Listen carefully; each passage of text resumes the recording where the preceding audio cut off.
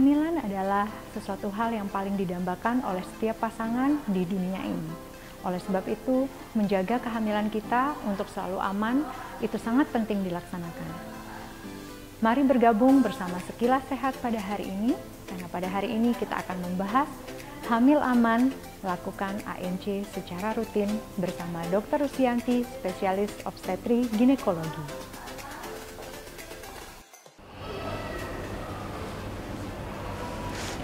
Halo keluarga sehat, selamat datang kembali dalam program kesayangan kita, Keluarga Sehat. Baiklah, pada hari ini yang sangat berbahagia ini kita akan melakukan bincang-bincang mengenai kehamilan. Tentunya ini adalah topik yang sudah sangat ditunggu-tunggu oleh para keluarga sehat.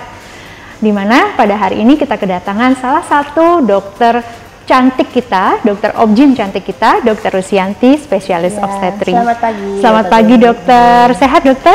Sehat alhamdulillah. Alhamdulillah. Selamat pagi semuanya. Assalamualaikum warahmatullahi wabarakatuh. Waalaikumsalam warahmatullahi wabarakatuh dokter. Baik, pada kesempatan pada hari ini Sekilas Sehat kita akan membahas mengenai hamil aman, lakukan ANC secara rutin.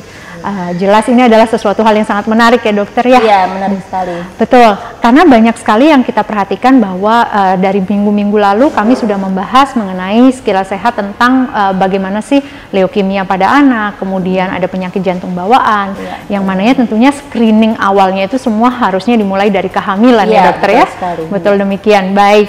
Nah mungkin yang saat ini menjadi pertanyaan ya dari tema kita itu apa sih ANC dok? Mungkin kita singgung sedikit dulu apa itu ANC dokter? Jadi ANC itu adalah antenatal care, jadi pemeriksaan kehamilan. Baik. Nah, kehamilan itu kenapa jadi sangat excited bagi semua orang? Karena semua orang pasti mengharapkan. Iya, apalagi betul. untuk ibu-ibu yang baru pertama kali hamil. Benar sekali dokter. Pasti banyak hal yang dia nggak ketahui. Iya. Nah, untuk itu maka sebaiknya dilakukan pemeriksaan rutin. Pemeriksaan kehamilan rutin. ke rumah sakit, ke dokter kandungan. Oke. Kenapa? Karena di situ pasti akan kita ketahui. Di kehamilan itu dibagi menjadi 3 trimester. Ada trimester 1, trimester 2, trimester 3. Betul. Nah, masing-masing trimester ini pasti akan berbeda. Apa sih yang akan kita lihat? Betul sekali, apa dok. yang perlu kita perhatikan? Dan bagaimana persiapannya? Persiapan pada tiap trimester tiap itu ya dok ya? Karena pasti ibu hamil kan pasti bingung, ini mesti diapain nih kehamilannya? Iya. Benar atau enggak kehamilannya? Betul. Gitu. Baik, jadi memang ANC itu adalah singkatan ya dok ya, antenatal care seperti yang tadi dokter sebutkan ya. Nah sebenarnya pada pemeriksaan antenatal care kan dilakukan tiap trimester ya dok ya, berarti setiap 1 bulan sekali ataukah seperti apa dok sebenarnya antenatal care itu?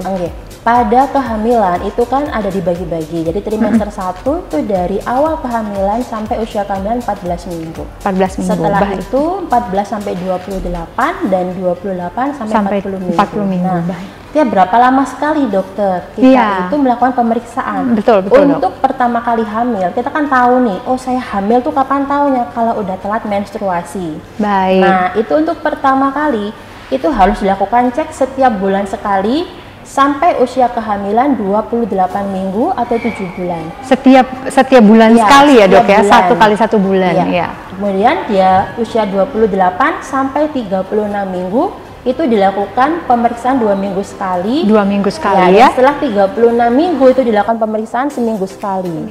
Nah, terus apa sih yang mau dilihat dokter? Kok setiap bulan harus kontrol? Oke. Jadi kan mau ngapain? Ketemu dokternya terus ini gitu ya. Ya, jadi pada 3 bulan pertama, apa sih yang harus dilihat? Satu, yang pertama, ibunya kan hamil nih. Nah, harus tahu dong, satu, beneran nggak hamil? Jadi membuktikan apakah benar hasil pemeriksaan urin yang dilakukan betul. test pack itu ya dok ya? Tapi test packnya kan positif, ya. Belum tentu, karena itu kan hasil pemeriksaan. Nah, kepastian suatu kehamilan itulah harus ditemukan kantong kehamilan di dalam rahim. Nah, dan pemeriksaannya digunakan apa dok? Pakai USG, iya. Kalau nggak pakai USG nggak bisa kelihatan karena masih kecil. Nah, untuk mengetahui hal itu kita harus melakukan USG. Yang pertama, untuk mengetahui apa sih USG 1 bulan pertama, apakah hamilnya beneran ada? Betul. Yang kedua, apakah ditemukan di dalam rahim? Lah, emangnya ada yang di luar rahim dok? Ada. Ternyata ada kehamilan yang di luar rahim. Lah, tahu dari mana kalau nggak USG? Nah, harus tahunya dari USG. Kemudian setelah tahu kehamilan dalam rahim, harus USG lagi bulan depan? Iya, harus USG lagi. Untuk tahu apa? Nah, habis nampak kantong di kehamilan pertama, kan baru nampak kantongnya aja. Nampak kantong saja ya? Iya, janinnya muncul nggak nih bulan berikutnya? Loh, berarti ada dong yang nggak pakai janinnya? Ada. Cuman kantong saja. Iya, jadi ternyata pada suatu kehamilan trimester pertama itu ada yang ternyata tidak tumbuh jadi janin. Jadi apa dok? Blighted ovum. Jadi kehamilan itu bisa berkembang isi janin itu yang bagus. Itu yang bagus. Itu yang beneran hamil. Yang beneran hamil. Nah kalau nggak di USG nggak tahu. Jadi gejalanya nggak tahu. Kalau cuma dari gejala aja harus USG. Yang kedua, oh ternyata kosong nih, nggak ada bayinya. Betul. Nah namanya blighted ovum. Kalau itu ya harus dikuret karena tidak akan berkembang. Hanya diketahui lewat USG. Atau yang ketiga, oh ternyata hamilnya hamil anggur nih. Yang di luar ya dok? Yang di dalam. Di dalam tapi ada gelembung-gelembung anggur. Nah selain yang isi janin maka semuanya harus dikuret. Nah tahu dari mana kalau nggak dari USG? Tidak bisa hanya dari gejala aja. Nah kemudian kalau hamilnya ternyata hamilnya di dalam rahim tidak ada. Nah harus evaluasi lagi. Nggak harus 1 bulan, bisa jadi dokternya menyuruh untuk 2 minggu lagi. Untuk apa tahu di mana nih ternyata kedeteksi hamilnya di luar rahim, maka harus dilakukan operasi. Itu makanya kontrol di 3 bulan pertama itu sangat penting. Terus setelah kontrol sebulan lagi, masih kontrol lagi dokter, masih kontrol lagi untuk tahu apa janinnya nih bagus apa tidak. Nah pada 12 minggu atau 3 bulan pertama itu bisa dilakukan cek nih untuk screening Down syndrome. Jadi ada penebalan nggak di belakang leher bayinya pada usia 12 minggu. Bisa dilakukan pemeriksaan gitu. Biasanya kalau pemeriksaannya pakai USG ya dok? USG tetap pakai USG. Pakai USG kira-kira yang berapa dimensi dok? Sekarang kan lagi tren tuh ada 2 dimensi, 3 dimensi, 4 dimensi. Sebenarnya yang bagus tuh pakai sebenarnya pakai 2 dimensi dulu karena pada 2 dimensi kita bisa melihat sampai ke dalam. Jadi jangan khawatir, tidak semuanya harus 4D mahal, enggak, cukup 2 dimensi dulu, semuanya itu bisa dideteksi seperti itu ya. Jadi Jadi ternyata pendeteksian itu sampai dengan ke sana ya dok? Sampai ke sana, itulah kenapa gunanya kontrol rutin tiap bulan, bukan cuman ketemu dokternya ngobrol, enggak. Dan situ juga untuk diketahui sebenarnya dokternya akan mengedukasi apa aja yang harus dilakukan, vitamin yang diminum, hal-hal yang bisa atau nggak bisa dilakukan. Kemudian ibunya juga pasti lebih banyak keluhan di 3 bulan pertama. Iya. Jadi banyak banget keluhan, lebih capek, susah makan, mual muntah, terus banyak keluhan. Nah kalau keluhan itu bingung sendiri, jangan bingung sendiri. Bawa aja ke rumah sakit untuk kita diskusikan sebenarnya ini bermasalah apa tidak kehamilannya gitu. Dan jangan sembarangan minum obat ya dok? Iya tidak boleh. Hal yang cukup memberikan dampak untuk saat ini. Iya betul. Jadi 3 bulan pertama itu adalah periode yang sangat penting karena di situ tuh pembentukan organ. Dilarang minum obat-obatan yang macam-macam. Karena apa? Kalau tidak dijaga dengan baik bisa mengganggu pertumbuhan janin, menimbulkan kecacatan juga. Nah, hal-hal tersebut yang harus kita cegah. Itulah kenapa harus datang ke rumah sakit supaya apa? Tidak salah informasi, tidak salah kaprah atau salah minum obat-obatan. Ya, itu. Ya. Jadi keluarga sehat ini sudah sangat jelas sekali ya dijelaskan oleh Dokter Lucy mengenai antenatal care itu sendiri dan fungsinya itu apa serta pemeriksaannya apa saja. Nah, untuk keluarga sehat sekalian, jika memang menginginkan untuk langsung konsultasi, bisa langsung datang ke Rumah Sakit Harapan Keluarga dan langsung saja ke Poliklinik Rumah Sakit Harapan Keluarga dan berbincang langsung dengan Dokter Lucianti. Nah, dokter, kita masuk ke dalam sesi pertanyaan. Kami sudah sharing ada menjaring beberapa pertanyaan dari keluarga sehat yang sudah langsung mengirimkan pada saat kami menyebarkan flyer Sekilas Sehat kita ya dokter ya. Pertanyaan pertama ini dari Ibu J. Dokter, ini adalah kehamilan kedua saya. Kehamilan pertama saya kira normal dokter, tapi untuk yang kedua ini kemungkinan besar kata dokternya, ini tidak saya sebutkan nama dokternya dok ya. Saya kemungkinan besar harus melakukan seksiun sesar karena tekanan darah saya tinggi terus dok. Kira-kira bagaimana ya dok ya? Dia tidak menyebutkan dok berapa minggu kehamilannya, hanya pertanyaannya tekanan darahnya tinggi terus. Kira-kira ada sifatnya? Iya. Jadi tekanan darah tinggi itu paling penting kita ketahui pada trimester 2. Kalau trimester 2 ada tekanan darah tinggi, kemudian ada kaki bengkak, ada protein di urinnya positif, maka itu dicurigai suatu preeklamsi. Preeklamsi. Atau yang dinamakan keracunan kehamilan. Keracunan kehamilan itu bisa ringan, bisa juga berat. Itu bahaya nggak dok? Iya. Keracunan kehamilan atau preeklamsi merupakan salah satu pembunuh pada ibu hamil. Jadi menyebabkan kematian pada ibu hamil. Itulah kenapa kita harus lebih hati-hati. Hati-hatinya gimana dokter? Harus diobservasi dengan ketat kondisi ibu dan kondisi bayi. Jadi kemungkinan nanti kontrolnya bisa lebih sering. Ada banyak hal yang harus kita perhatikan. Kenapa kok dokternya misalnya menyarankan operasi? Bisa nggak sih dok normal? Tergantung seberat apakah preeklamsinya, bagaimana kita bisa mengendalikan tekanan darahnya. Pada beberapa kasus tertentu, kalau misalnya dia berat atau tekanan darahnya sulit dikendalikan, maka ketika dilakukan persalinan normal mungkin ditakutkan menjadi eklamsi atau kejang, karena efek sampingnya bisa kejang, bisa sesak nafas, paru-parunya terisi air, dan juga bisa jadi stroke, perdarahan di otak. Nah, itulah kenapa kalau misalnya memang dokternya memang menyarankan operasi, kemungkinan itu memang yang terbaik. Tapi supaya nggak jadi operasi, gimana dokter? Lebih baik kontrol rutin, nanti akan kita lakukan beberapa pencegahan. Semoga tidak menjadi berat. Kalau cukup terkendali dan nggak menjadi berat, tetap bisa dilakukan normal gitu ya. Jadi memang ini adalah suatu kegawat daruratan yang kegawat daruratan harus diperhatikan.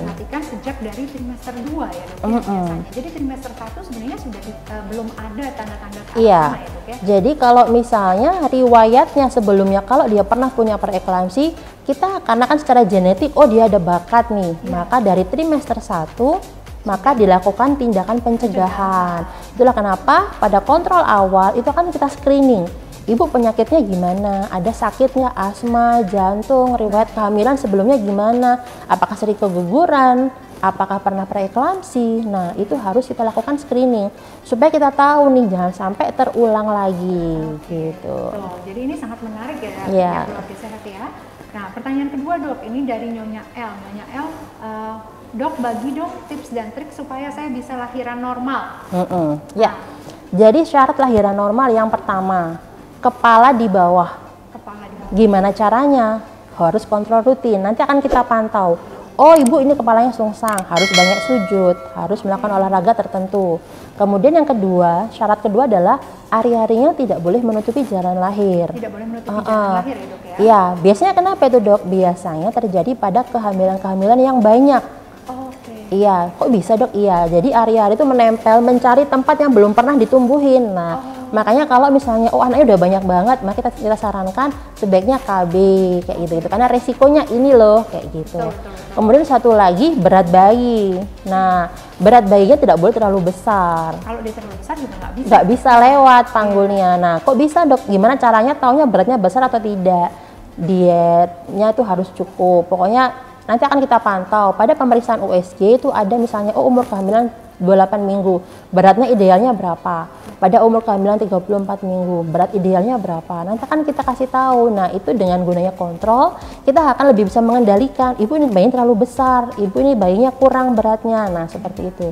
Kemudian juga harus ikut rajin olahraga juga. Iya, rajin olahraga juga. Supaya apa? Kita juga bisa membuat bayinya tuh cepat masuk panggul. Berarti turunnya itu jauh lebih cepat ya dok? Iya, jauh lebih cepat, dan juga nanti untuk tenaga mengejannya tuh juga bagus karena kita rajin olahraga. Kalau kita jarang olahraga, mau nafas saja kan engap karena tantangannya ibu hamil adalah gimana caranya bernafas dengan perut besar itu. Itu tantangannya luar biasa. Tantangan ya harus olahraga. Kalau nggak olahraga susah. Karena kalau kita bayangkan kita begah aja itu udah rasanya nggak bisa nafas sama nggak sekali. Bisa. Ini apalagi ada isinya dan mau keluar lagi. Iya, mengejannya harus bagus dengan tenaga nafas yang bagus. Yang sesuai ya dok, yang tepat. Jadi memang efisien untuk. Iya betul. Pertanyaan terakhir dok, ini dari Nyonya S. Dok, kalau saya menanyakan ke dokter pada saat pertama kali saya datang, dok, saya ingin tahu kapan saya lahiran. Yang benar itu menggunakan hari terakhir saya head itu, dok. Hari pertama saya head itu hitungannya atau menggunakan USG sih dok yang lebih tepat. Nah, iya. Jadi udah sering ya. Jadi memang sering terdapat perbedaan. Pasien sering menanyakan, dok, saya USG beberapa kali kok oh perkiraan persalinan saya tuh maju mundur nih, bener yang mana sih dok saya persiapannya? Iya, jadi perlu dipahami bahwa perkiraan persalinan yang dimaksud adalah umur janinnya 40 minggu. 40 minggu lah, umur 40 minggu nggak akan maju mundur. Pakai yang mana sih dok yang benar? Oke, yang pertama, jika memang menstruasinya teratur dan ingat betul yang kita pakai adalah hari pertama, head terakhir. Berarti hari pertama, head terakhir, iya. Misalnya hari ini saya hari ini dok. Berarti kalau saya bulan depan mau cek, berarti ini adalah yang saya laporkan. Betul. Tapi ada beberapa pasien, satu lupa mensnya, yang kedua ovulasinya mundur. Artinya apa dok? Mensnya 2 bulan sekali, 3 bulan sekali. Lah tahu dari mana saya ini kapan 40 minggunya? Saya aja nggak inget. Mens saya aja mundur-mundur. Nah itu ditentukan oleh USG 3 bulan pertama. 3 bulan pertama ya? Iya, itu betul. Itu yang menentukan akurat. Oke, ternyata 40 minggunya tanggal sekian. Itu aja yang pakai patokan. Karena setelah 3 bulan pertama USG-nya itu pasti akan sangat berbeda-beda karena tergantung besar bayinya. Iya, karena angka di USG kan angka bener-bener mesin kan. Jadi misalnya anaknya agak besar, maka kesannya kayak bentar lagi lahir. Tapi kalau anaknya agak kecil, kesannya 40 minggunya agak lama karena perhitungan komputernya itu gitu. Jadi memang yang paling benar itu adalah 3 bulan pertama. 3 bulan pertama itu sangat krusial untuk bisa menentukan banyak hal. Iya. Benar ya dok ya, adanya bahwa antenatal care atau pemeriksaan rutin dari kehamilan itu terutama di 3 bulan pertama itu harus sangat-sangat detail ya dok. Iya, sangat detail, sangat penting. Intinya adalah apa? Banyak hal yang akan dilakukan. Kalau misalnya kurang jelas, dok saya ngapain tes lagi, apa yang mau dilihat, itu nggak apa-apa, kontrol lagi aja. Nanti pun di 3 bulan kedua dan 3 bulan ketiga ada hal-hal lain yang harus dilihat lagi, beda-beda gitu. Betul sekali dokter. Ya. Lengkap sekali penjelasannya ya keluarga sehat. Untuk keluarga sehat yang saat ini mungkin sedang merencanakan kehamilannya atau mungkin sedang hamil dan ingin kontrol lebih lanjut ke Dr. Lusianti, spesialis OBGYN, maka dapat sesegera mungkin untuk datang ke Rumah Sakit Harapan Keluarga dan mendaftarkan diri ke Poliklinik Obstetri Ginekologi bersama Dr. Lusianti, spesialis obstetri ginekologi setiap hari Senin sampai Sabtu, Senin sampai Sabtu jam ya? 9 sampai jam 11. Betul, jam 9 sampai jam 11. Jadi dokter di sini ada Senin sampai dengan Sabtu jam 9 sampai dengan jam 11. Dan untuk mempermudah pendaftaran dapat langsung menghubungi pada hotline kami di 0370 617 7000 atau melalui WhatsApp ke nomor 0813 5353 7941. Untuk informasi lebih lanjut dapat menghubungi di sini. Dan untuk keluarga sehat sekalian, seperti yang tadi Dokter Lucy sampaikan, bahwa memang adanya kita dibutuhkan tidak hanya antenatal care secara rutin, namun juga olahraga. Oleh sebab itu, selepas dari acara hari ini, yakni Sekilas Sehat, kami juga melaksanakan senam hamil atau kelas senam hamil secara rutin setiap bulannya. Untuk informasi lebih lanjut silahkan follow Instagram kami di @Rumah Sakit Harapan Keluarga Mataram dan follow juga akun YouTube official kami di Rumah Sakit Harapan Keluarga. Baik, terima kasih banyak Dokter Lucy. Terima kasih Dokter Dewi. Atas kedatangannya pada hari ini, senang sekali sudah berbincang ya dokter ya. Semoga nantinya ke depannya kita dapat mengedukasi lebih lagi untuk masyarakat, terutama keluarga sehat. Baik, untuk hari ini kami cukupi dulu Sekilas Sehat kami dan tetap jaga kesehatan Anda, terutama kehamilan Anda bersama antenatal care secara rutin di Rumah Sakit Harapan Keluarga. Karena bagi kami, your health, our care.